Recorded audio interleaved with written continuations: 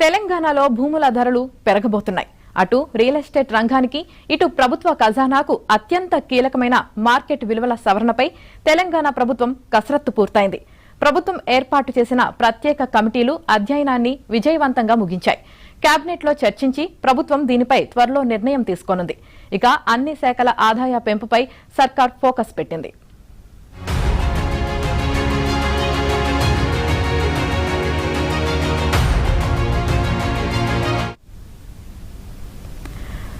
రాష్ట్ర ఖజానాకు ఆదాయం పెంచుకోవడంపై సర్కార్ దృష్టి సారించింది. సచివాలయం వేదికగా revenue generation and resource mobilisation పై కేబినెట్ సబ్ కమిటీ సమావేశం జరిగింది. ఈ హై లెవెల్ మీటింగ్ భవిష్యత్ ఆర్థిక వ్యూహాలకు దిక్సూచిగా నిలిచింది. డిప్యూటీ సీఎం బట్టి విక్రమార్క నేతృత్వంలో జరిగిన ఈ భేటీలో మంత్రులు ఉత్తమ్ కుమార్ రెడ్డి, జూపల్లి కృష్ణారావు పాల్గొన్నారు. రాష్ట్ర ఆదాయ వనరుల పెంపుపై చర్చించారు. అన్ని శాఖలు ఆదాయ